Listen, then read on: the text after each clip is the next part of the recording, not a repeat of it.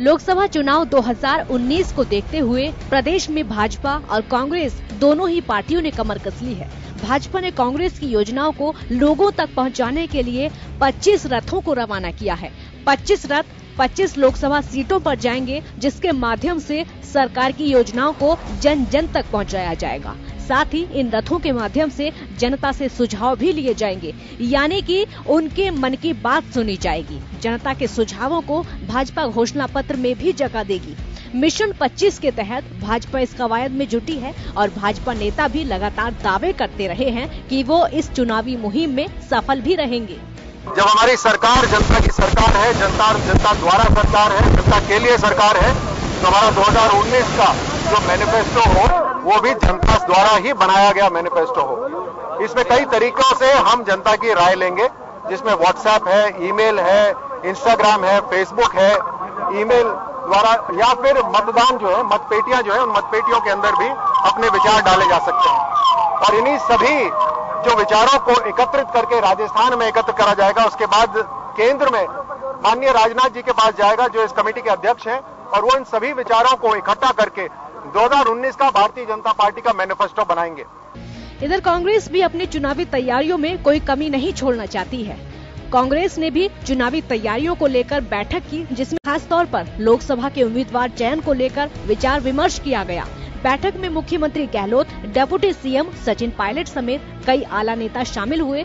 कांग्रेस विधानसभा जीत से उत्साहित है और यही कारण है कि कांग्रेस के आला नेता भी मिशन 25 को लेकर उत्साहित है। जो तैयारी कांग्रेस ने शुरू कर दी है राष्ट्रव्यापी,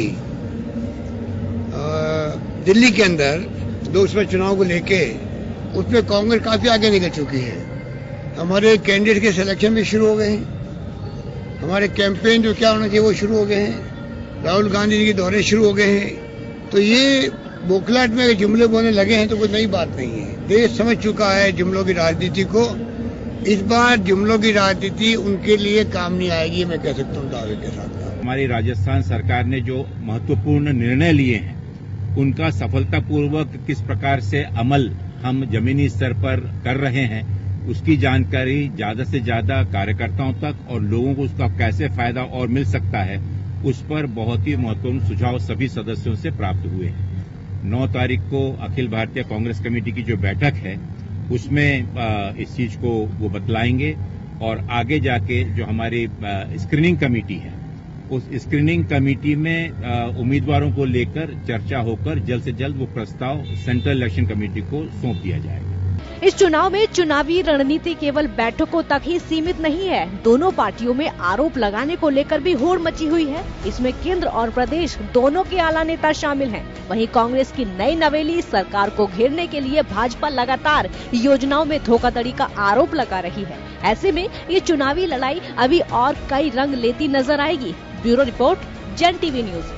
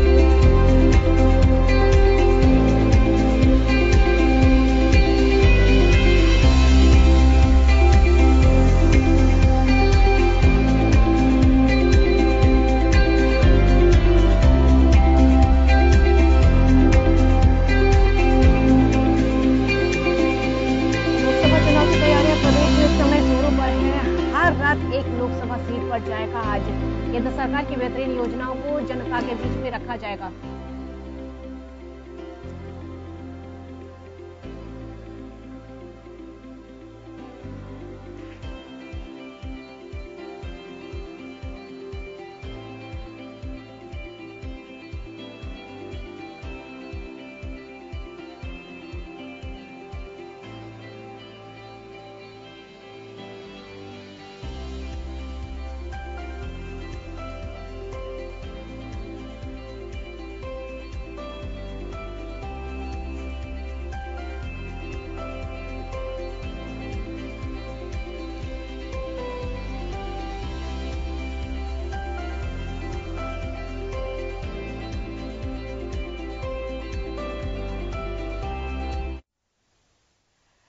तो खास खबर में इस समय कई मेहमान हमारे साथ जुड़ गए हैं। हमारे साथ इस समय वीरेंद्र शर्मा बीजेपी नेता हैं और विक्रम सिंह कांग्रेस नेता, महेश शर्मा वरिष्ठ पत्रकार इस समय हमारे साथ हैं। आप सभी का बहुत बहुत स्वागत है हमारे इस खास कार्यक्रम में।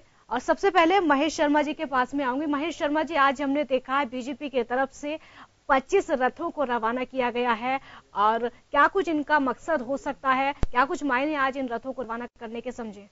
महेश शर्मा जी।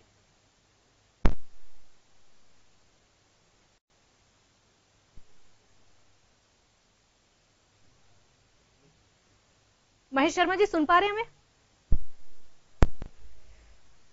तो लोकसभा चुनाव की तैयारियां इस समय जोरों पर हैं। चुनावों की मुहिम में कवायद शुरू हो चुकी है, जिसमें अब भारतीय जनता पार्टी जनता की मन की बात सुनेगी और इसी को लेकर मुहिम आज शुरू हुई है। बाकायदा लिखित में सुझाव भी दिए जाएंगे।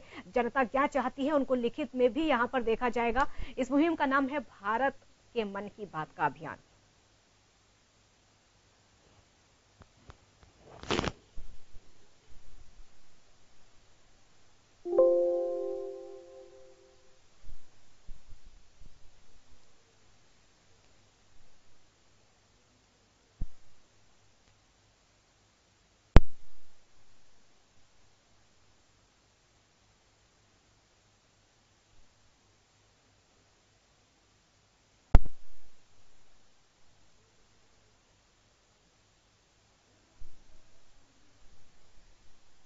तो लोकसभा चुनाव की तैयारियां लगातार जोरों पर हैं।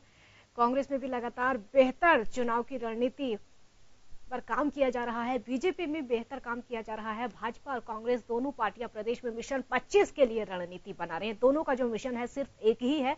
कांग्रेस की नई नवेली सरकार अपनी योजनाओं को भी जनता के बीच लेकर जा रही है। किसान कर्ज माफी और बेरोजगारी भत्ता क्या कांग्रेस को लोकसभा चुनाव में फायदा दिला पाएगा? और लोकसभा चुनाव को देखते हुए दोनों पार्टियों के आला नेता जो है उनके दौरे भी अब शुरू हो चुके हैं।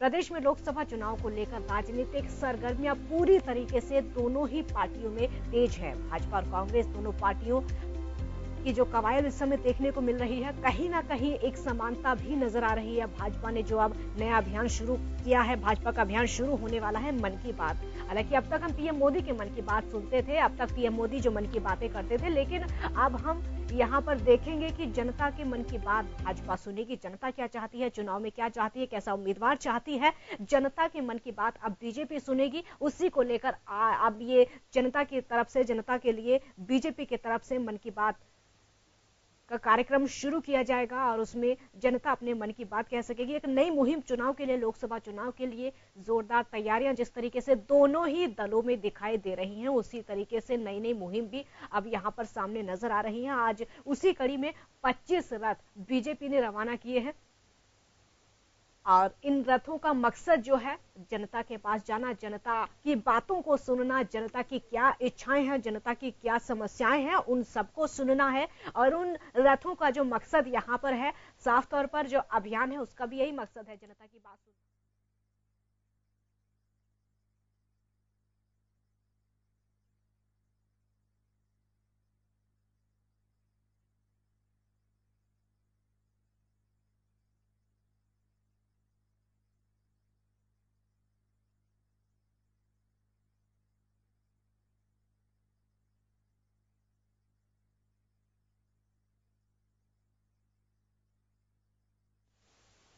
और इस समय हमारे न्यूज कोऑर्डिनेटर योगेंद्र शर्मा जी हमारे साथ जुड़ गए हैं। योगेंद्र जी,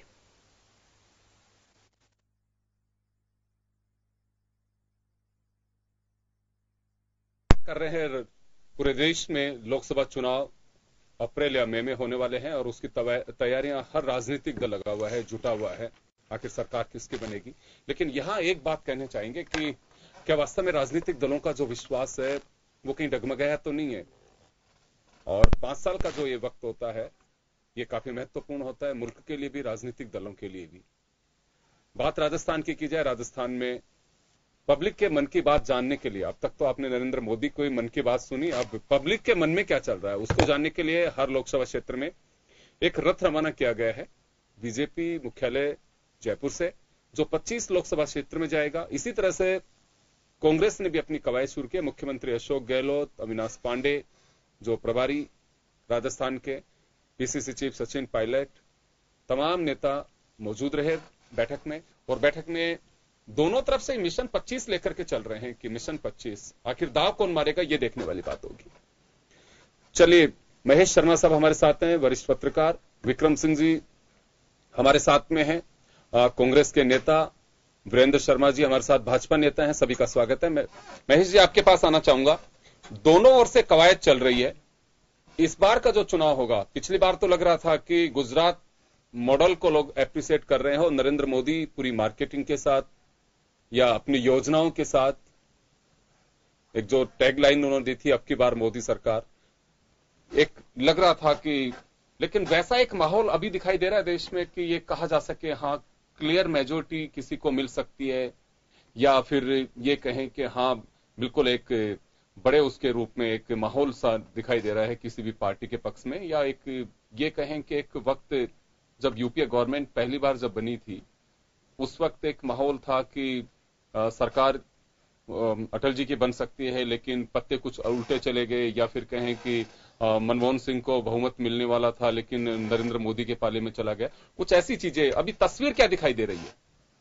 देखिए, अभी बिल्कुल जो है, जो तस्वीर जो दिखाई दे रही है दोनों तरफ धुंधली है।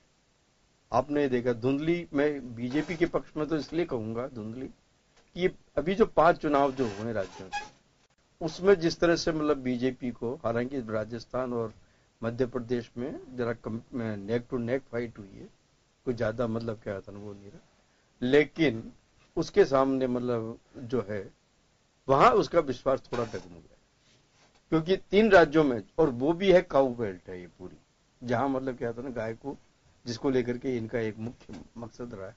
इन काऊ बेल्ट में बीजेपी की हार इससे थोड़ा सा धक्का पहुंचा है और ये सोचने को मजबूर किया गया है भाजपा को कि उसकी नई रणनीति किस तरह से बनाई जाए। उसका आपने ये देखा होगा कि जिस तरह से जो अंतरिम बजट में जो घोषणाएं हुई है, ये महसूस करने की बात है कि किसानों की सहायता करने का मतलब किसान वापिस से केंद्र में आ रहा है। चुनाव का मेन मतलब क्या कहते हैं जो है निर्णायक जो साबित होगा वो किसान होगा। इसी चीज को ध्यान में रखते हुए ही कांग्रेस ने भी, जैसे कि विधानसभा चुनाव में जो कर्ज माफी की बात कही थी, उस चीज के लिए अभी तक कैसा है, किस स्तर पे हुआ, क्या कैटेगराइज कर रहे हैं, किस तरह का वो काम उनका चलता रहा है, लेकिन 7 फरवरी से ही वो मतलब क्या होता है ना अपना शिविर लगा रहे हैं हर जिले के अंदर, हर जगह जहां जहां इनकी आवश्यकता है। इन चीजों को ध्यान में रखते हुए, और कांग्रेस जो है मुख्य रूप से जो है, क्योंकि इन 3 जो राज्यों में उसको जो सफलता मिली है कांग्रेस को, इस सफलता से उत्साहित जरूर है, लेकिन उसे अभी क्लियर नहीं दिख रहा है कि क्या करना जा रहा है, लेकिन इसको ध्यान में रखते हुए रणनीति बनाई जा रही है। और ये किसान कर्ज माफी और यूथ और तमाम चीजों को देख करके दोनों तरफ से इस ओर इंगित किया जा रहा है, ध्यान दिया जा रहा है। बड़ी बात भी यही है कि एक फोकस जो किया जा रहा है पूरे देश की, अगर हम सियासत की बात करें तो अंतरिम जो बजट आया है उसमें भी यूथ, किसान साधने की कोशिश की है। अगर बात राजस्थान की हो तो राजस्थान में भी अशोक गहलोत जिन्होंने अभी अनाउंसमेंट भी किया कि 3500 रुपए बेरोजगारी भत्ता हम शुरू कर रहे हैं 1 मार्च से, किसान कर्ज माफी उसका इन्होंने जिक्र किया है। तो दोनों ओर से एक टारगेट जिस वर्ग को किया जा रहा है, दोनों का उसमें फोकस है। चलिए, मैं विक्रम सिंह जी आपके पास आना चाहूंगा। मैं देख रहा हूं कि मिशन 25 लेकर के आप चल रहे हैं। मिशन 25 कोई भी सोच सकता है, कम्युनिस्ट पार्टी भी सोच रही है, बीएसपी भी सोच रही है, बीजेपी भी सोच रही है, आप भी सोच रहे हैं, लेकिन आपका आधार क्या है कि मिशन 25 फतेह करने के हमारे पास में यह आधार है? आधार हमारी पार्टी की रीति नीति और अभी जो विधानसभा चुनाव में हमने जो सफलता प्राप्त की है वो है, और मिशन 25 पहले भी हमने हासिल किए, उसी आधार पे हमने फोकस किया है कि हमें ये 25 सीटें जीतनी है। दूसरी बात यह कि जनता किस तरह से त्रस्त है। मोदी जी आज ही आप देखिए यहाँ भाजपा ने रथ भेजे हैं कि हम अब जनता की बात मैं एक बार में विक्रम सिंह जी मैं आऊंगा आपसे ये इस बात पे भी मैं काउंटर लूंगा, जरूर लूंगा। मैं सिर्फ आपका आधार जानना चाहता हूं अभी कि कांग्रेस को लोग मिशन 25 के रूप में वोट क्यों देंगे, कैसे देंगे, मैं वो सिर्फ आपकी बात जानना चाहता हूं। बीजेपी को टच मत करिए अभी। हमारी पार्टी का विजन और उसका एक अच्छे गुड गवर्नेंस के हिसाब से देंगे। हमने पहले भी 25 सीटें जीती हैं इसी राजस्थान में, उसी आधार पे हमने दावा किया और हम जीतेंगे बिल्कुल। चलिए वीरेंद्र जी आपके पास आना चाहूंगा। मिशन 25 आप लेके चल रहे हैं, आपके सामने दोहरी चुनौती है। चुनौती इस नाते कि ऑलरेडी आप लोगों के पास में 25 सीटें हैं राजस्थान की, इन 25 सीट को वापस लेना है आपको, तो आधार क्या है कि ये 25 सीट पे जनता आप पे भरोसा करेगी?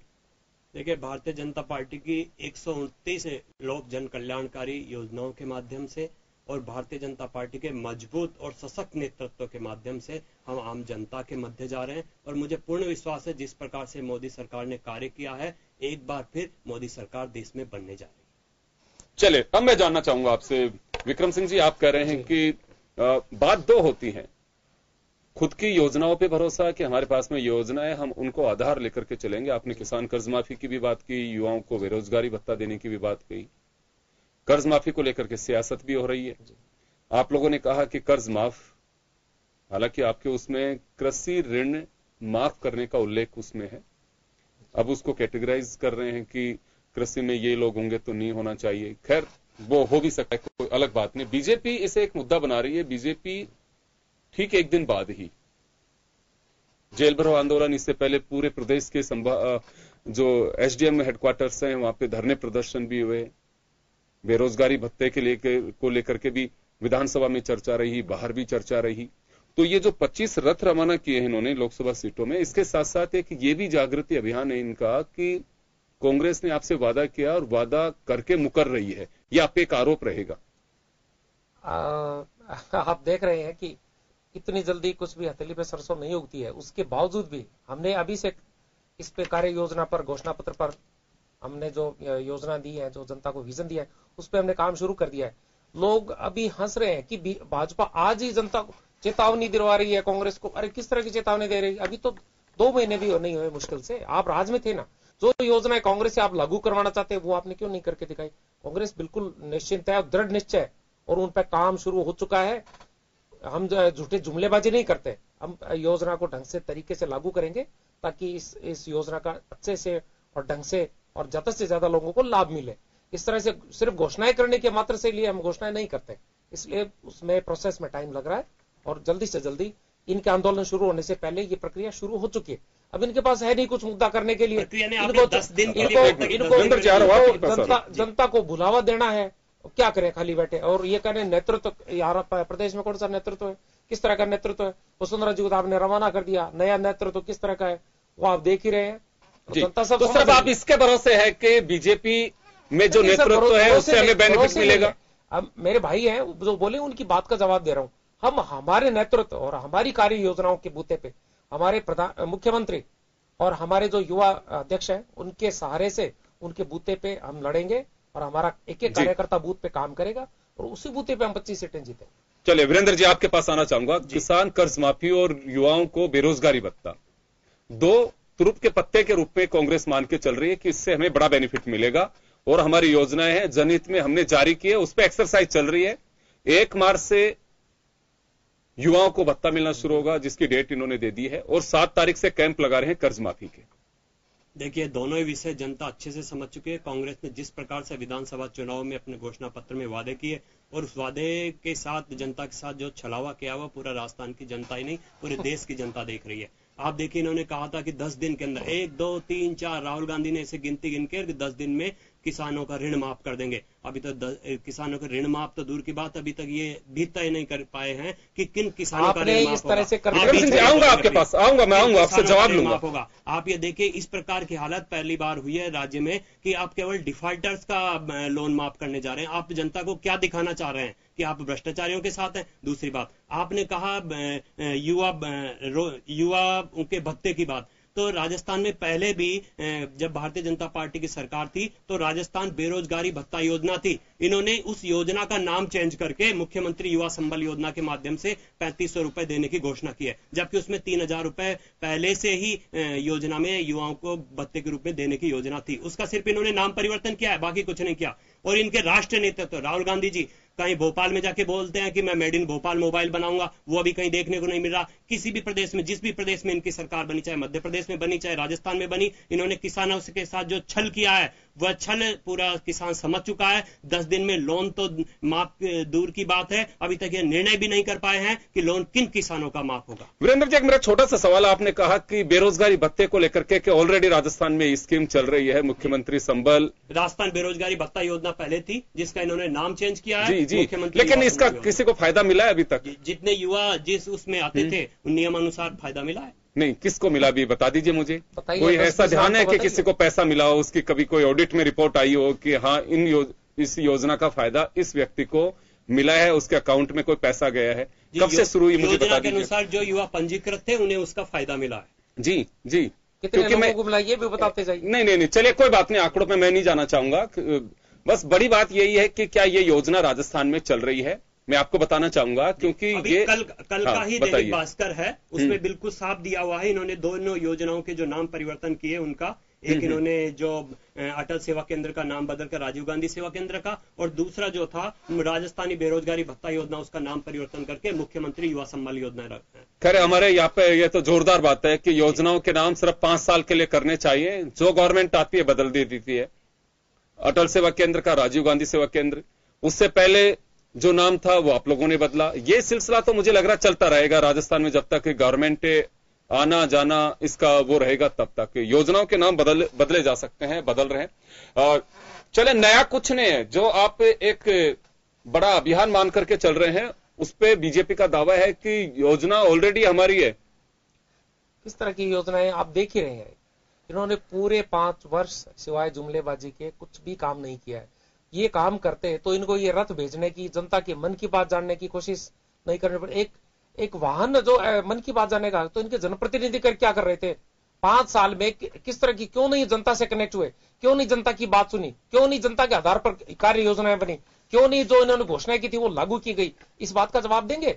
आप एक गाड़ी भेज रहे हैं कि इस गाड़ी में आप लेटर डाल देना, किस तरह की योजना, किस तरह से बुला रहे हैं, लोगों को चकमा देने की कोशिश है। लेकिन भारत की जनता, पूरे भारतवर्ष की जनता समझदार है और राजस्थान की पूरी जनता समझदार है। एक बात विक्रम सिंह जी, मैं एक बार जरूरी है, छोटा सा जवाब देना चाहूंगा। आप अगर किसी अभियान के को नहीं समझ पाते तो उसके ऊपर आपको बोलने का अधिकार नहीं है। कैसे नहीं है? किस तरह का अभियान है ये अभियान? हम लोग जनता को बताएंगे कि किस तरह से उसके लिए आम जनता की राय ली जा रही है। प्रतिनिधि क्या कर रहे थे 5 वर्ष तक? सो रहे थे क्या? सो तो आप रहते 50 साल तक देश की विधायक गलत आपने किया है, बिल्कुल नहीं सोए। हमने जनता को दूर किया है और आपको चेताने का काम किया है। विक्रम सिंह जी, मेरा एक सवाल है। विक्रम सिंह जी, वीरेंद्र जी, आप जो सुझाव ले रहे हैं जी, ये मैनिफेस्टो के लिए तैयार कर रहे हैं कि हम इनका जिक्र मैनिफेस्टो में करेंगे, जिन लोगों के सुझाव आएंगे? देखिए, ये एक अभियान है भारत के मन की बात मोदी के साथ, और ये अभियान है करीबन आप ये मानिए 10 करोड़ लोगों की हम राय लेंगे कि भारतीय जनता पार्टी का जो संकल्प पत्र होगा वह किस प्रकार का होना चाहिए, उसमें क्या क्या मुद्दे होने चाहिए, किस प्रकार की योजनाएं होनी चाहिए, और वो जो राय आएंगी उसके अनुसार हम लोग हमारा संकल्प पत्र बनाएंगे और आम जनता की सहभागिता आगे आने वाले भविष्य में भारत की योजनाओं में हो, इसके लेकर यह अभियान चलाया जा रहा है। और विभिन्न 7 माध्यमों से हम आम जनता की राय इस अभियान के माध्यम से। चले, महेश जी के पास जाना चाहूंगा। महेश जी, ये अभियान जो है, मैं आपको थोड़ा पीछे लेकर के जाऊंगा। जब मुख्यमंत्री वसुंधरा राजे अगस्त में गौरव यात्रा जब उन्होंने निकाली थी, राजस्थान गौरव सम्मान यात्रा, उस वक्त पब्लिक के बीच में पब्लिक की राय जानना, और पब्लिक के बीच में जाकर के कहीं कुछ कोई कसर तो नहीं रही है वो जानना, इस तरह से गई थी। कांग्रेस ने अपना जन घोषणा पत्र नाम उसको दिया कि हमने पब्लिक के व्यूज लेकर के बनाए हैं। बीजेपी कोशिश कर रही है कि उसी तर्ज पे हम आगे बढ़ रहे हैं कि लोगों का व्यूज क्या आते हैं। आम आदमी पार्टी ने दिल्ली में उसी तरह से किया। बीएसपी बनाती नहीं है कि जनता के विचार जो हमारे को मिलते हैं हम उसी के आधार पे काम करते हैं। वास्तव में जब मैनिफेस्टो बन जाता है, सारी चीजें होती हैं, राजनीतिक दलों की मनमर्जी चलती है कि वास्तव में जनता जो देती है उसी के आधार पे अपनी योजनाएं बना करके जनता तक पहुंचते हैं। देखिए, जहां तक सवाल है, अभी तक ये जो जन संकल्प पत्र जो वगैरह जो तैयारी की जाती है उसमें एक रुख देखा जाता है। इसके माध्यम से जो रथ गए हैं ना, एक तो जो इनकी योजनाएं हैं नरेंद्र मोदी सरकार की, उसका तो उपलब्धियों को वहां गिनाना है। दूसरा जो है मकसद कि जो जनता चाहती क्या है, वो किस रूप में, विकास का रूप में देखो। ये एक अच्छी लोकतंत्र में, चाहे वो कांग्रेस भी करती है, भाजपा भी करती है, ये अच्छी प्रवृत्ति है, इसे बनाए रखना चाहिए, इसको गति देनी चाहिए। लेकिन इन यात्राओं दौरान कोई उद्घाटन हो या सरकारी कार्य जो हो, वो ऐसे नहीं होने चाहिए। ये इस पे कोर्ट के भी आदेश थे, आपने देखा होगा, सुना होगा। लेकिन हमारा मोटिव यह है कि चूंकि मोदी सरकार इस समय केंद्र में है और केंद्र का ये चुनाव है एक तरह से, तो ऐसी सूरत में वो अपनी उपलब्धियां आम जनता तक लेने का मुख्य मकसद ये है, और साथ साथ ही वो फीडबैक लेने का है। दूसरा, कांग्रेस का भी यह है कि आखिर कमियां क्या है, किस तरह की है, कौन, मतलब क्या होता है ना, प्रतिनिधित्व करने के लिए किसको हम मैदान में चुनाव में उतार सकते हैं। हालांकि ये फैसला आज ये है कि हाईकमान पे छोड़ दिया गया है। मतलब चर्चाएं जो जिन्होंने भी आवेदन किए होंगे तो गए होंगे, तो वो निर्णय हाईकमान करेगा। लेकिन ये प्रोसेस जो है, एक ये चुनाव से पूर्व की रियाज है, जिसके लिए एक औपचारिकता स्टेप बाय जो है ये इससे की जाती है।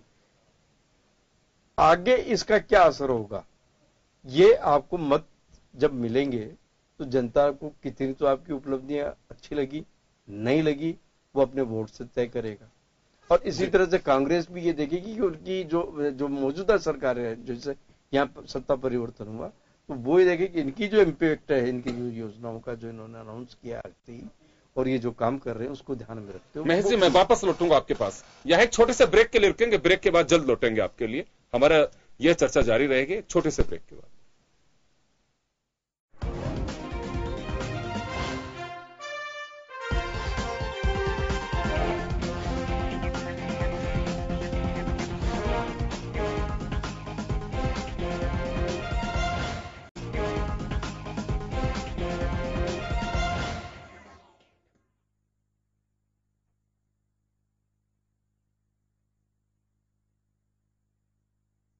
एक बार फिर आपका स्वागत है। आप देख रहे हैं खास खबर। खास खबर में हम बात कर रहे हैं राजस्थान में मिशन 25। बीजेपी और कांग्रेस दोनों अपनी तरह से पूरी तैयारी कर रहे हैं। आखिर जीतेगा कौन ये बाजी? कांग्रेस की कोशिश है कि 25 सीट हमारे कब्जे में हो और बीजेपी चाहती है कि 25 पे हमारा ऑलरेडी कब्जा है 2014 से, हम उसको बरकरार रखें। लेकिन देखना होगा कि आखिर बाजी मारता कौन है।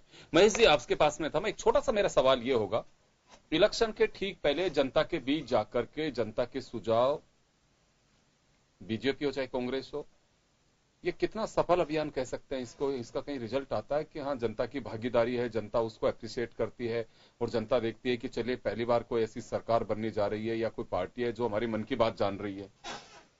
ये निश्चित रूप से ये जो है एक मैसेज तो जाता ही है, मतलब क्या कहते हैं ना कि चलो हमारे से संपर्क या हमारी विचार तो लिए, उसको इम्प्लीमेंट करते हैं या नहीं करते हैं वो बात अलग होती है। कोई भी पार्टी की तो दो बातें होती हैं, एक तो जनता की क्या सोच चल रही है और अपनी योजनाएं दोनों पहुंचाने ये दोनों चीजें तो, और क्या करने स्ट्रेटेजी उसके अकॉर्डिंग फिर तैयार होगी जी। क्योंकि अभी चुनाव की घोषणाएं होगी, मतलब हो सकता है फरवरी के लास्ट वीक या मार्च के फर्स्ट वीक में। इस दौरान जब ये अनाउंसमेंट होगा तो उस दौरान इनको ये समझने का ये आ जाएगा। और चाहे वो अच्छा, इसी तरह से कांग्रेस भी अपना हिसाब से काम कर रही है, उसका भी एक मतलब एजेंसियां लगी हुई है, भाई क्या है क्या नहीं ये जानते। लेकिन ये जो रियाज है तो वास्तव में एक बढ़िया तो आइडिया है और ये लगभग सभी जो पार्टियां हैं अपने अपने एजेंसी के माध्यम से भी करवाती हैं, और ये भी होता है। इसमें क्या है कि देखिए कि प्रचार का प्रचार भी मिलता है, अपने आप ही अप्रत्यक्ष रूप से प्रचार भी है ये, क्योंकि वो मतलब अपने उसका कलर का झंडा है और ये बीजेपी का है, ये घोषणा है, ये उपलब्धियां हैं, ये और करेंगे, वो और करेंगे। आगे आने वाले की एक बार जैसे कि जो इस बार जो नारा दिया है फिर से मोदी सरकार, तो इसका भी ये नारा भी हो जाता है काफी। तो ये जो सारी चीजें हैं, ये कवायद एक जिसे बोलते हैं ना चुनावी अभियान का प्रारंभ होना, और इसमें मतलब क्या होता है अपने आप को इन्वॉल्व करना, और उसके अनुसार मान लीजिए कोई ऐसी नई चीज आ गई जनता को इस सुझाव में, तो वो एक चुनाव घोषणा पत्र जो बनते हैं उनमें उन चीज को भी शामिल किया जा सकता है। और अपेक्षाएं क्या है, जो हमने काम उपलब्धियां की और जो अब अपेक्षा बनती है, वो एक चार्ट बनता है, और इस चार्ट बनने में जो व्यवहारिक चीज है तो, और जो लोकप्रिय और जो वोट दिला सके, वो वाली चीजों को भी मतलब क्या होता है ना चुनाव घोषणा पत्र में शामिल किया जाता है। मेन मकसद ये होता है। चलिए, हाँ, मैं विक्रम जी आपके पास में आना चाहूंगा। आप पे दो बातें लेकर के चल रहे हैं, प्लस आप ये कह रहे हैं कि मोदी सरकार की विफलताएं हैं, कुछ आप उनकी कमियां, आप जो एक बड़ा मामला आप लेकर के चल रहे हैं कि राफेल डील जो है उसको लेकर के हम कुछ सफलता हासिल कर सकेंगे। ऐसा कुछ लेसन आप लोगों ने लिया है कि विधानसभा चुनाव में, देखिए विधानसभा चुनाव का जिक्र यहां करना लाजमी यूं होगा कि आपके और बीजेपी के बीच अगर 12,000 का गैप आप रामगढ़ का भी जोड़ लेते हैं तो आपका गैप होता है 1,90,000 मतों का।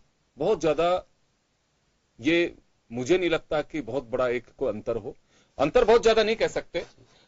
तो ऐसा कोई लेसन लिया है कि हमारी जो कमजोरियां हैं, क्योंकि देखिए यहां पे खुद की दूसरे की कमजोरी से ज्यादा मुझे जो लगता है कि अपनी खुद की कमजोरी को पहचानना, उसको दुरुस्त करना, ये सबसे बड़ी बात है राजनीतिक दलों के लिए। कोई बहुत बड़ा अंतर नहीं कह सकते इसको, 1,90,000 को ये कैसे दूर करेंगे? ऐसे हम हमारी कमजोरियों को पहचानते हुए और भाजपा सरकार में जो कमियां रही, जो इन्होंने जनता के लिए कमियां छोड़ी, उनको तो हम उजागर करेंगे, क्यों नहीं करेंगे? करिए। मैं बात ये दूसरी बात ये हाँ। मैं कह रहा हूं कि जिन कार्यों की आलोचना करके, जिन योजनाओं की आलोचना करके मोदी जी ने इतना भ्रम और झूठ भाजपा के सारे नेताओं ने मिलकर जो फैलाया था, वो 5 साल में दूर हो गया है। आप देखिए मोदी जी क्यों नहीं नोटबंदी के नाम से वोट मांगते, क्यों नहीं जीएसटी लागू करने के वोट मांगते, क्यों नहीं आधार कार्ड के। लेकिन विक्रम सिंह जी, जनता ने बहुत ज्यादा 2 करोड़ आप जिन चीजों को मोदी सरकार के को धोखा मान के चल रहे हैं, तो जनता ने बहुत ज्यादा, मोदी जी को जनता से इस चुनाव से पहले माफी मांगनी पड़ेगी कि मैंने पिछले साल जो आपसे धोखा किया उसके लिए तो माफी मांगता हूं। अब मैं ये आपको बेनिफिट बहुत बड़ा, अगर धोखा हुआ है तो बहुत बड़ा बेनिफिट पर ही सर, धोखा अगर हुआ है जनता के साथ तो आपको बहुत बड़ा बेनिफिट मुझे नहीं लगता कि विधान सरकार आपकी बन गई, बात ठीक है, आप अलायंस के साथ 101 सीट भी आपने हासिल कर ली। सर उनका एक कारण था, इतना ज्यादा अनाप शनाप पैसा आपने देखा होगा, कितना तामझाम से इन्होंने जी किस तरह से प्रोफेशनल। तो अभी क्या लगता है कि अगर बीजेपी उसी रूट पे अगर बीजेपी काम करेगी, अपनी मार्केटिंग लाएगी, थोड़े बहुत हमारा जो कम मार्जिन रहा उसका कारण है कि झूठ और भ्रम को इतने जोर से पैसे के दम पे लोगों को धमकाना, सरकारी एजेंसियों का झूठ और छला। आप सुनिए, आप 10 दिन में उसको डिक्लेयर नहीं कर रहे, आप सुनिए, आपने जो किया ना वो जनता देख रही है, भुगत रही है, और जनता ने वापस आपको 3 राज्यों में आपको निपटा के जनता ने। चलिए मैं लौटूंगा आपके पास में, मैं जनता सब समझ रही है। वीरेंद्र जी आपके पास आना चाहूंगा जी। आपकी गवर्नमेंट थी, 163 सीट विधानसभा में आपको मिली थी, 25 सीट पे आपका कब्जा है। आपके लिए ये मायना नहीं रखता है कि 101 सीट ही है, कोई ज्यादा अंतर नहीं है, 1,90,000 के मतों का ही तो अंतर है।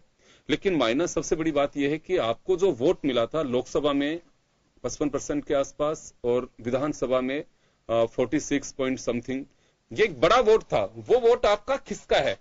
और दोनों जगह आपकी सरकार, आपका दावा है कि हमारी फ्लैगशिप योजनाएं जनता के लिए बनी थी, जनता के बीच हमारी गहरी पैठ है।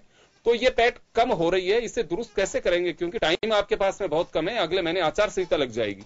जी देखिए, मैंने पहले भी स्पष्ट किया है कि भारतीय जनता पार्टी लोकसभा चुनाव में हमारी 129 जो केंद्र की लोक कल्याणकारी योजनाएं हैं उनको लेकर जा रही है और हमारा जो मजबूत नेतृत्व है उसको लेकर जा रही है। और आप मानिए, आम आदमी आज भी मोदी जी के साथ जुड़ा हुआ है। आप ये देखिए, जैसी बात हुई थी कि जन सहभागिता वाली, तो जब 2014 के चुनाव हुए थे तो हमने आम जनता से राय मांगी थी। आम जनता ने राय दी कि देश स्वच्छ होना चाहिए और सुशासन स्थापित होना चाहिए। मोदी जी ने स्वच्छ देश बनाने के लिए स्वच्छ भारत अभियान चलाया, जन सहभागिता उसमें रही। आप देखिए देश कितना स्वच्छ हो चुका है। आप 50 साल के शासन में कांग्रेस देश को स्वच्छ नहीं बना पाई। आए दिन देख रहे हैं, बात कर रही है। रही बात सुशासन की, तो आपने देखिए ट्रांसफॉर्मिंग इंडिया के माध्यम से जिस प्रकार से देश आगे बढ़ा है। आज देश आर्थिक रूप से वैश्विक महाशक्ति बना है, देश की जीडीपी बहुत अच्छी है और देश के युवा, देश के महिलाएं सब जिस प्रकार से सशक्त और समृद्ध हुई है। लेकिन मैं एक बात जानना चाहता हूं, निर्माण हमने किया। पहली बात। दूसरी बात, नहीं, आप इसको रेगुलर रखना, मैं तो दूसरी बात कर रहा हूं। मैं एक बार और बोलूंगा। कांग्रेस का कंफ्यूजन देखिए, इनके जो राष्ट्रीय अध्यक्ष हैं वो तो ममता दीदी के साथ हैं और इनकी जो पश्चिम बंगाल की संगठन है वो राज्यव्यापी ममता दीदी के खिलाफ आंदोलन कर रही है। तो कांग्रेस हर तरीके से कंफ्यूज नजर आ रही है। इनको अपने राष्ट्रीय अध्यक्ष पे विश्वास नहीं रहा, इसलिए इनको प्रियंका गांधी जी को वापस लाना पड़ा और इस प्रकार का मजबूर नेतृत्व देश नहीं चाहता। देश मोदी जी जैसा मजबूत नेतृत्व चाहता है। चलिए, मेरा सवाल ये है, मोदी सरकार, मेरा सवाल ये है, मैंने जो सवाल किया अभी आपने उसका उत्तर नहीं दिया, लेकिन जी 163 सीट आपके पास में विधानसभा में रही, 25 लोकसभा में रही। आप लोकप्रियता की बात कर रहे हैं, सारी योजनाएं भी आपकी अच्छी हैं, आपके नेताओं ने खूब जनता के बीच जाकर के चर्चाएं भी की, सारी बातें हो गई। उसके बावजूद 3 राज्यों में जनता ने आप पर भरोसा क्यों नहीं किया? देखिए, कुछ कमियां अब लोकसभा में भरोसा कर लेंगे। बिल्कुल, जो कमियां रही है उसे हम दूर कर रहे हैं और हमने जो योजनाएं बनाई है, जो हमारी रणनीति है लोकसभा चुनाव को लेकर, उसमें हम जरूर कामयाब होंगे और निश्चित रूप से पुनः लोकसभा में मोदी जी के नेतृत्व में हमारी सरकार बनाएंगे। जी, तो कहीं कोई कमी आप लोगों को महसूस हुई? विधानसभा चुनाव के समय जो हमारी कमियां रही है, मैंने बताया है कि वो उन कमियों को हम दूर कर रहे हैं और निश्चित रूप से उन कमियों को हम दूर भी कर चुके हैं, चाहे वो हमारा बूथ मैनेजमेंट हो, चाहे हमारे दूसरे अन्य प्रचार प्रसार के माध्यम हो। चलिए, महेश जी आपके पास आना चाहूंगा। किसी भी राज्य में और खासकर ये कांग्रेस के लिए महत्वपूर्ण है कि जब कांग्रेस, मोदी जब सरकार में आए थे उस वक्त 18-19 राज्यों में उस वक्त कांग्रेस की सरकार हुआ करती थी, या शायद ज्यादा होगी, एक एक करके, और बहुत कम छोटे छोटे राज्यों में सरकार सिमट करके रह गई। लेकिन वापस 2018 काफी लकी रहा। गुजरात का इलेक्शन बिल्कुल करीब पहुंच गए और कर्नाटक में जोड़ तोड़ करके सरकार बना ली। जबरदस्त सरकार तो नहीं कह सकते, वापसी, और 3 राज्यों में सरकार बनाने में बड़ी कामयाबी मिली है। क्या वास्तव में लोकसभा चुनाव में कांग्रेस के कॉन्फिडेंस पे, उनके नेताओं की बॉडी लैंग्वेज पे, और जिन राज्यों में सरकार बनी है वहां कुछ समीकरण कांग्रेस के बदल सकते हैं? देखिए, इतना कॉन्फिडेंस, अभी तक जो निराशा के दौर से गुजर रही थी कर्नाटक चुनाव तक, क्योंकि उसकी हार हुई है लगातार, उन चीजों को देखते हुए तो कांग्रेस काफी निराशा के उसमें चली गई थी। लेकिन ये जो चुनाव में 3, जो खासकर 5 राज्यों में से 3 राज्यों में जो इसे जो सरकार गठित करने में जितनी सफलता मिली है, इससे ऊर्जा आई कि हाँ, नहीं, हमारे को उम्मीद, जिसे बोलते हैं उम्मीद की लहर इनको लगी कि जब हम ये 3 में जी सकते हैं, क्योंकि अब ये गुजरात में भी मतलब क्या था, फाइट हुई थी, और साथ साथ पंजाब में भी आपने देखा होगा कि इन्होंने अपनी सरकार बनाई है। तो उसको ये लग रहा है कि कम से कम जो बूस्ट अगर हम ज्यादा इसको दे सके, तो इसी को इरादे को ध्यान में रखते हुए उन्होंने प्रियंका गांधी को भी यूपी में उतारा। तो यूपी में अगर सबसे ज्यादा सपोर्ट मिल जाता है तो ये तो मतलब एक सरकार बनने की एक उम्मीद बन जाती है कि पूरा सेंट्रल और क्या कहते हैं आपके जो पश्चिमी और पूर्वी जो भाग है उसमें अच्छी सफलता अगर मिल जाती है तो ये कांग्रेस के लिए एक उत्साह वाली तो रिजल्ट रहे पिछले, और इसको ध्यान में रखते हुए कि वो थोड़ा सा ज्यादा मेहनत कर लेंगे और किसी तरह से अप्रोच कर लेंगे। प्रियंका गांधी को जो उतारा है उसका मकसद भी यही है कि एक राज्य में 2 प्रभारी बनाए गए, एक पश्चिम में तो ज्योतिरादित्य को बनाया गया और प्रियंका गांधी को बनाया गया। तो इन दोनों को चीजों को इसलिए ध्यान रखें कि ज्यादा से ज्यादा यूपी से हम ज्यादा मेजोरिटी ले लें किसी तरह से, क्योंकि उनको वहां का जो गठबंधन जो है सपा और बसपा का, वो उनको इतना ज्यादा तवज्जो नहीं दे रहा था। तो उन्होंने कहा कि अब स्वयं ही पूरे 80 सीटों पे हम चुनाव लड़ेंगे। तो कहीं ने, और इसके लिए उन्होंने ये प्रियंका को दाव पे लगाया है, उनके नेतृत्व को दाव में रखा। चूंकि इसके रिजल्ट भी आएंगे, अभी ये नहीं कह सकते कि इसका दाव कितना सफल होता है कितना नहीं, लेकिन हाँ ये जरूर है कि अपनी कुछ कमियों को दूर करने और उत्साह का जो संचार हुआ विजय का जो अपने 3 राज्यों में, और तीसरा कि आगे क्या नीति, जैसे किसान एक उन्होंने मुद्दा बनाया कि किसान, राहुल गांधी ने आपने देखो स्टेटमेंट, किसान दोनों तरफ से मुद्दा है, दोनों तरफ से मुद्दा है, और किसान है, राफेल है, और ये जो इस तरह का जो आपके काला धन है, और तीसरा एक और है कोई एक मुद्दा है जिसको लेकर के ये चुनाव मैदान में उतर रहे, ताकि जहां विफलता हुई है बीजेपी की उन विफलताओं को। मेरा एक छोटा सा सवाल हो रहा है यहाँ पे आपसे महेश जी, कि यूं तो देखिए जांच एजेंसियों के लिए कोई मुहूर्त का इंतजार नहीं होता है कि हमें कब जांच करनी है, ना किसी से पूछने की आवश्यकता होती है, स्वतंत्र है, कभी भी जांच कर सकती है। लेकिन अभी जो क्या प्रतिपक्ष वास्तव में इसको एक मुद्दा बनाना चाहिए, बना सकता है कि जो ईडी और सीबीआई की तत्परता जो दिखाई दे रही है, त्वरित जो कार्य दिखाई दे रहा है किसी भी मामले में, वो उसको लेकर के कहीं पर बीजेपी को बैकफुट पे जाना पड़ सकता है?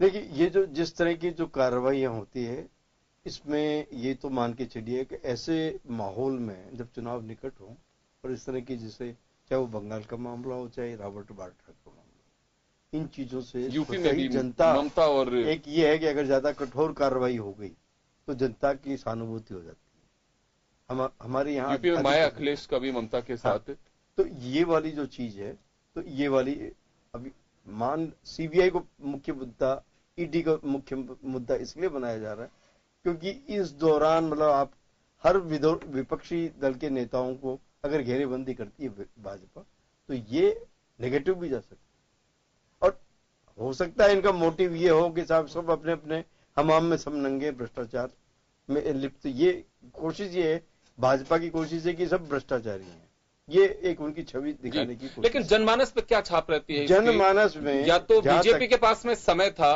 क्योंकि गवर्नमेंट, बीजेपी को इस वजह से करना है कि गवर्नमेंट ऑफ इंडिया, उसके अंडर में सीबीआई है, ईडी है, इनकी जिम्मेदारी थी, क्योंकि नया मामला कोई दर्ज नहीं हुआ, पहले के मामले थे, 6 महीने पहले तक सारी चीजें क्लियर कर सकती थी, चाहती तो सरकार। सीबीआई और ईडी को कहा जा सकता था कि निष्पक्ष जांच चाहिए और वास्तव में जो दोषी हैं उनके खिलाफ कार्रवाई होनी चाहिए। 5 साल में आपके पास इतना बड़ा अवधि थी, इस दौरान अगर एक एक चीज को भी अगर आप लेते तो बड़े खुलासे होते, लेकिन आप चुनाव के आसपास में अगर कोई ऐसा मोटिव करते हैं, ऐसा कोई एक्शन लेते हैं, तो ये नेगेटिव चला जाता। अब ये देखना ये है कि या तो आपको बिल्कुल इनको करप्ट सिद्ध करना पड़ेगा, अगर मान लीजिए ये भी कार्रवाई सायास हुई हो या कोई मतलब इंटेंशनली हुई हो, तो या तो इनको प्रूव करना पड़ेगा। अगर मान लीजिए इसमें टाई फिश, अगर मान लीजिए कुछ मुद्दा नहीं मिला, कोई परिणाम नहीं निकला, तो फिर कोई फायदा नहीं जी, क्योंकि विपक्ष इसको एक मुद्दा बनाएगा। जैसे ममता के मामले को ले लें तो उसे एकदम विपक्ष एक जो महागठबंधन की ओर बढ़ने लगे, तो ये एक चुनौती भी आ रही है सामने। तो हमें मतलब ये दूरदृष्टि से अगर देखे जाए तो रणनीति बनाने में भाजपा कहीं कहीं मतलब क्या कहता है ना, बैकफुट पे अपने इस मुद्दे पर जा सकती है। चलिए वीरेंद्र जी, आपके पास मैं वापस आना चाहूंगा एक बार। देखिए, मैंने जैसे पहले भी कहा कि जांच एजेंसियां स्वतंत्र हैं, वो कभी भी जांच कर सकती हैं, वो किसी मुहूर्त का इंतजार नहीं करती हैं कि मुझे 2 महीने पहले करना है, कि यह उनका स्वतंत्र अधिकार है। लेकिन इलेक्शन सामने है। नीतीश का बयान या मैं कोट करना चाहूंगा कि जब तक आचार संहिता नहीं लगेगी, जब तक पता नहीं इस देश में कुछ भी संभव है। कुछ भी संभव का मतलब यह है कि एक मैसेज ये जा रहा है अभी फिलहाल, हालांकि ये बात सही है कि कोई नई एफआईआर दर्ज नहीं हुई है, पहले की इन्वेस्टिगेशन जो दर्ज मामले हैं उन्हीं का हो रहा है, ये बात ठीक है, लेकिन अभी ये लगता है कि प्रतिपक्ष के नेताओं को दबाने के लिए सरकार ये कार्रवाई करा रही है। ये हमें लगता है जनता के बीच जो मैसेज जा रहा है, महेश जी ने साहब कहा कि ये तो अब प्रूव करना चाहिए कि हाँ बिल्कुल इनके खिलाफ ये मामले थे और ये अरेस्ट होकर के ये मामला था, और अगर नहीं होता है कुछ भी कार्रवाई तो केवल प्रेशराइज करने के लिए तो एक नेगेटिव जा रहा है। देखिए, ऐसा कुछ भी नहीं है। आपने देखा होगा कांग्रेस की प्रथम फैमिली बेल फैमिली, सब लोग बेल पे है। कांग्रेस का जो परिवार, प्रथम परिवार है, वो बेल पे है। दूसरा बात, जो जांच एजेंसियां हैं वो एक प्रक्रिया, सतत प्रक्रिया, उसी के अनुसार कार्य कर रही हैं, उनको जैसे जैसे वो सामने आ रहा है वैसे वैसे वो निर्णय लेके और जो कार्रवाई देखने को मिल रही है वो हो रहा है जी। पहली बात। दूसरी बात मैं आपको एक याद दिलाना चाहूंगा, कांग्रेस का कभी भी संवैधानिक संस्थाओं में या लोकतंत्र में भरोसा नहीं रहा।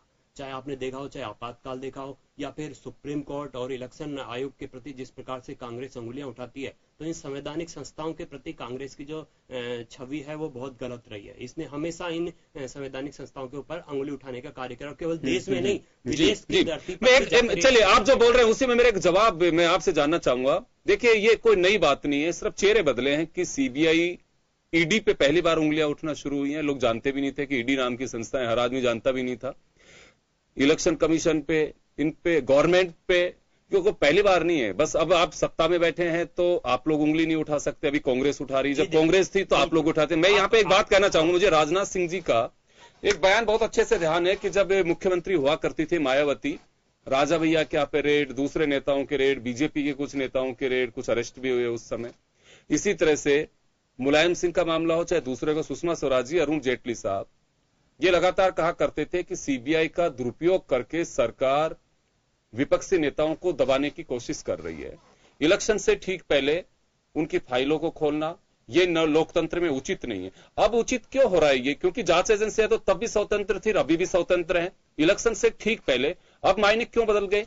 देखिए, मैं आपको इस विषय के लिए कुछ दिन पूर्व ले जाना चाहूंगा। आपने देखा जब मोदी जी गुजरात में मुख्यमंत्री थे तो उस समय मोदी जी के खिलाफ जो भी कार्रवाई हुई, कितने दिनों तक मोदी जी को टॉर्चर किया गया और कितने दिनों तक उनके खिलाफ उनको सीबीआई ने पेश भी किया। तो हमने तो कभी भी, ना हमारे मुख्यमंत्री ने, ना हमारी पार्टी ने कभी भी किसी भी संवैधानिक संस्था के ऊपर अंगुली उठाई। जब कांग्रेस के ऊपर या दूसरे अन्य विपक्षी दलों के ऊपर इस प्रकार की कार्रवाई हो रही है तो उन कार्रवाई को क्यों नहीं स्वीकार करें, उनका सामना क्यों नहीं करना चाहते? वो हर जगह कहीं ना कहीं उन संवैधानिक संस्थाओं को ही चुनौती दे रहे हैं कि ये सही नहीं है। आप संवैधानिक संस्थाओं में विश्वास तो कीजिए, जो कार्रवाई हो रही है उसमें आप सामने क्यों नहीं आना चाहते? आप उनके सामने पेश होइए, आपका जो कहना चाहते हैं उनके सामने पेश होके कहिए। आप उनके ऊपर अंगुली उठाने का कार्य क्यों कर रहे हैं?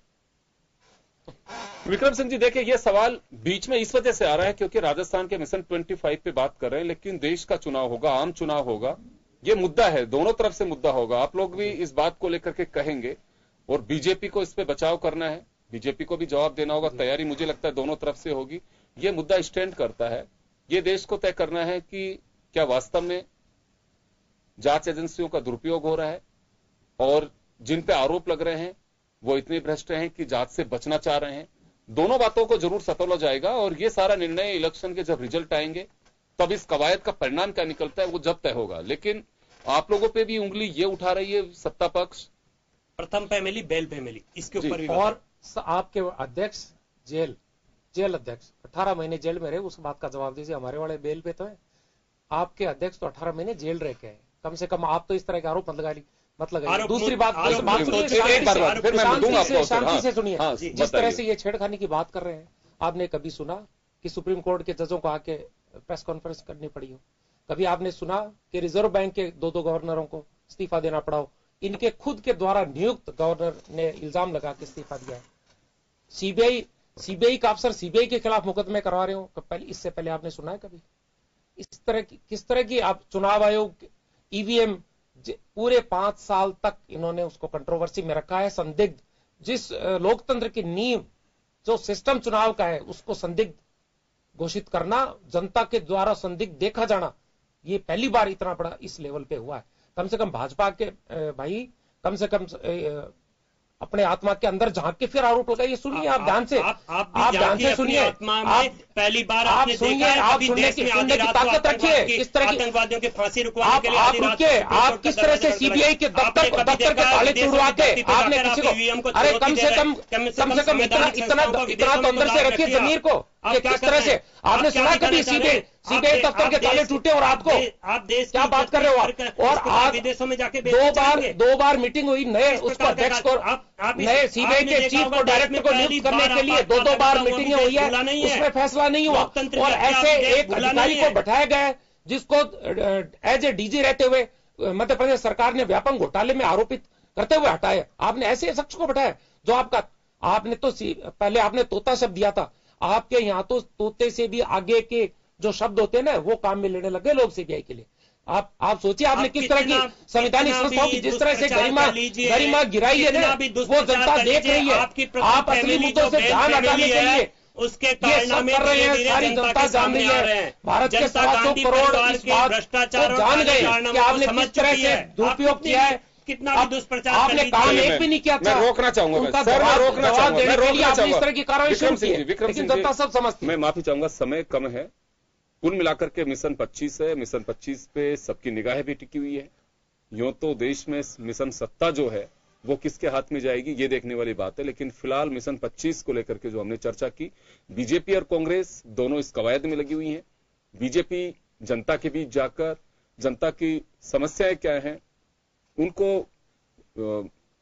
एकत्रित करके अपने मैनिफेस्टो में शामिल करने की कोशिश कर रही है, लेकिन अभी कितना गले उतर पाएगा, कितना असर होगा ये देखने वाली बात होगी। इसी तरह से कांग्रेस मीटिंग करके पार्टी आलाकमान पे इलेक्शन की तमाम प्रत्याशी चयन की प्रक्रिया वहां छोड़ा, वहां से जो निर्देश मिलेंगे कोई नई बात नहीं है। और देखना होगा कि जैसे जैसे दिन नजदीक आते हैं तस्वीरें बहुत बदलेंगी, चर्चाएं बहुत सामने आएंगी, कवायद भी जो राजनीतिक दलों के हम आप तक पहुंचाने की कोशिश करेंगे। बहुत बहुत शुक्रिया। आज खास खबर में बस इतना ही। दीजिए इजाजत, नमस्कार।